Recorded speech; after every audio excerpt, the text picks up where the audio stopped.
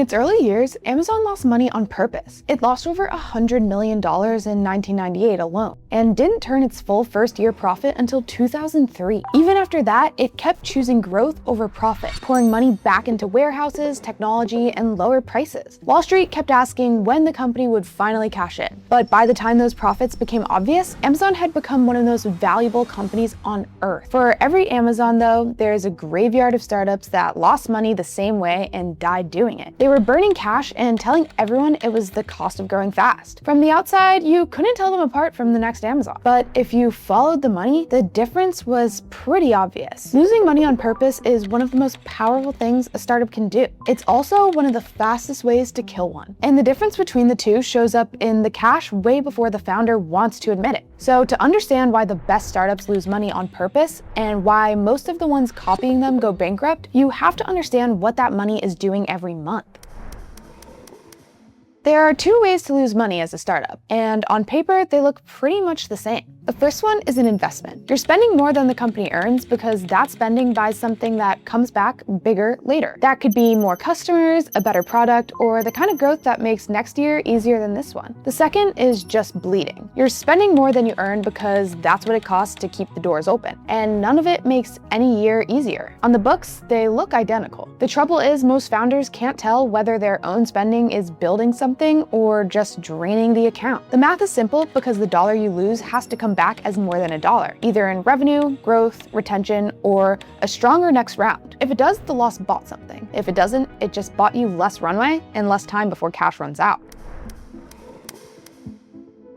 When a strong company loses money on purpose, the cash goes to a short list of things, and every one of them shows up in the numbers a few weeks or months later. The biggest piece usually goes to sales. They hire people who close deals and pay for marketing that brings in buyers who pay. You see the money go out, and then you see the demos booked and the deals moving that weren't there before. Good teams track how long it takes for that spend to come back as revenue, and they keep it under a year. The next piece goes to the product. They build the features customers keep asking for, the ones that unlock bigger deals. You can see it working when releases ship on schedule. More people use the product and fewer of them leave. The last piece goes to a few expensive hires, like someone in customer success who keeps customers from leaving, or a manager who shortens the time it takes to close a sale. Payroll goes up, but customers stay longer and spend more. That's what buying future revenue looks like. The spending comes in chunks, but it's always aimed at something. Money goes out now, and more money comes back later. This other kind of spending just drains the account and never comes back. They keep hiring, but nothing gets built any faster. They pour money into marketing, but no new customers show up. The money goes out every month, and the company has nothing to show for it. What separates the founders who survive is discipline. The good ones treat every dollar they spend as a bet they're tracking, and they check each month to see if it paid off. Without that, spending just turns into a habit, money leaving the account with no one asking what it bought. But none of this helps unless you can see your money clearly, and early on, most founders can't. The cash is spread across a few different accounts and tools, and no one has a single place to watch it. The founders who catch a problem early are the ones who set the company up to watch their money from the very first day. A company like 𝐸, for example, built something for exactly that moment. Qualifying startups can apply for a free Delaware incorporation right inside 𝐸 in a few minutes, without leaving the application. The incorporation is attorney reviewed, and you can get set up to start banking fast once you're approved. Links in the description.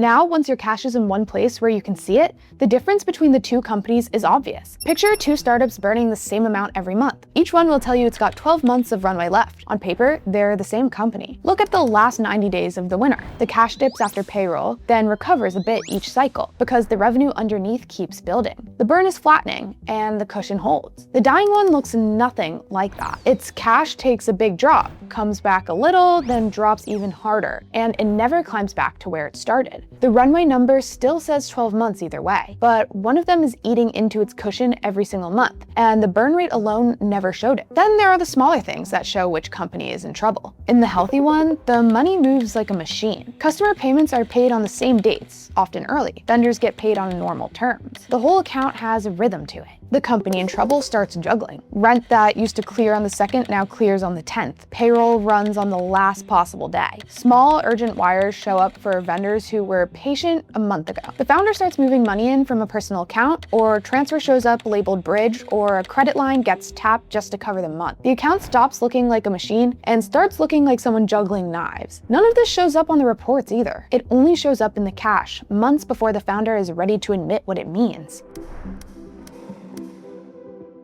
So look, if losing money can be the smartest thing a startup does, the question that matters is when it stops being smart and turns into the thing that kills you. There's a line, and it shows up in the cash about 4 to 8 months before the founder feels the panic. The first warning is the burn starting to accelerate. You see net burn climb 20 to 40% over 2 or 3 months, while the things that should be growing stay flat. Now, a rising burn isn't always a problem. If a founder just hired 3 salespeople who are already bringing in new deals, that climb is fine. The danger is when the burn climbs because the founder is pouring more money into something that already stopped working. From the account, those two look the same, just bigger numbers leaving every month. The only thing that separates them is whether those bigger numbers turn into money coming back in. The second warning is the runway. Most founders want to keep 12 to 18 months of it. The danger starts when it drops under 9 months and the slope is getting steeper, when each month's low is lower than the last and the bounce back is weaker. The third warning is what the money is buying. When a company is healthy, the spending goes to sales, product, and the people who grow revenue. When it turns, the money that used to buy growth starts going to survival instead. Now it's wires to lawyers for disputes and cleanup, recruiter fees to replace the people who left, and catch-up payments to vendors who finally threatened to cut off service. The early sign of all is the easiest to miss. The money the company has booked and the money it has collected start drifting apart, while the burn keeps climbing.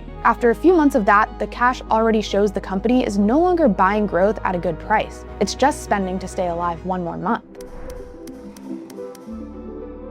Everything so far has been about one way to die, spending into a hole you can't climb out of. But there's another way good startups die, and founders talk about it a lot less. It's pulling back too early, cutting the spending right when you should have kept it going. It kills companies that were a quarter or 2 from working, cut down right before the spending paid off. It usually starts the same way too. A handful of customers are spending more than they did last quarter. New deals are starting to show up, and more people are using the product every week. Then something spooks the founder. Maybe it's a noisy quarter, a hard question from an investor, or a headline about the market turning. So the founder does what feels responsible and pulls back on spending. But they cut the wrong thing. They pull back on sales spending that was turning into revenue, the marketing channel that was paying for itself, and the engineering work that was making the product harder to leave. On paper, it looks responsible. Runway stretches by a few months, and the burn looks under control. Then a month or 2 later, the money coming in stops growing. The new customer payments that were coming in steady start to slow down. Growth flattens, then starts dropping. 6 to 9 months down the road, that founder is raising money again, except now the numbers are stagnant instead of increasing. They saved the cash and lost the company anyways. You fix this by treating burn like a throttle you can ease up and down, instead of a switch you flip off. When the numbers go dead everywhere, cut hard. But when one quarter gets noisy, protect the spending that's still paying you back and trim the experiments that aren't. Overspending kills you fast. Cutting at the wrong moment kills you too, just slower, leaving you alive but no longer growing while the market moves on without you. There's one more tool the strongest companies use to stretch a loss into a win, and most founders use it backwards: debt. The instinct is to reach for debt when money is running low and you need a lifeline. But the companies that use debt well do the opposite. They take it on while they're still strong, long before they need it. Take a company that just closed a priced round. The strongest ones often layer on venture debt while cash is fresh, frequently somewhere in the range of 20 to 35% of what they raised. On a 10 million round, that might be 2 to 3.5 million in debt. They draw it in pieces as they need it, not all at once, and they point it at things that are already working, like extending the runway to hit the next milestone, funding a sales push that already has proof behind it, or covering a big contract that needs cash up front before it pays off. What they almost never do is use it to fix something broken or keep the lights on. For them, debt is extra fuel for something that's already working. They took it from a position of strength, so the terms are good and the repayment is steady costs they can easily handle. The trouble starts when a founder does it backwards. They wait until runway is thin, take on debt just to survive, and get worse terms because the lender can see they're desperate. Now there's a fixed payment due every month on top of a burn that was already too high. The tool that was supposed to buy time starts eating it. None of this is a prescription for your company. The right amount depends on your numbers. The pattern worth noticing is just timing. The best time to take on debt is when you don't need it.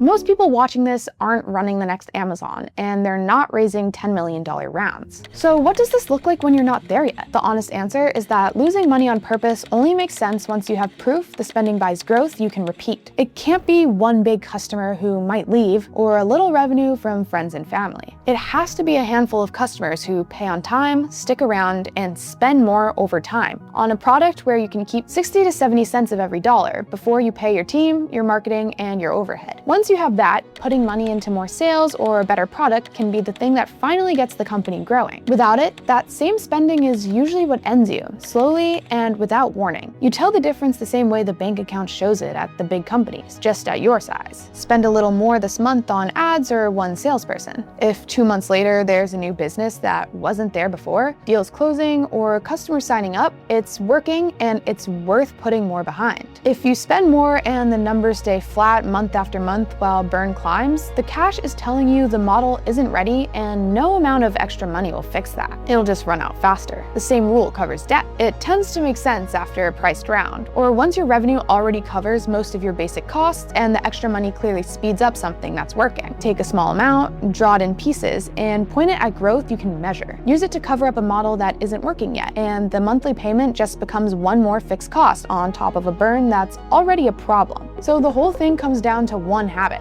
Treat every dollar of burn like a small bet, one with a reason behind it and a fast way to check whether it worked, instead of a dial you crank up while hoping for luck. And the place that tells you the truth, earlier than the books, earlier than the next board meeting, earlier than your own gut, is the bank account. Amazon could pour 2 decades back into the business because the money it reinvested was buying things it could see in the numbers, and the people running it always knew which kind of losing they were doing. Most founders who lose money have no idea which kind they're doing. So before you lose a dollar on purpose, make sure you can see exactly what it's buying. The other half of this is the money coming in. If you want to see how founders raise that money without handing over control of their company, watch the video on how funding works and what it costs you that nobody talks about.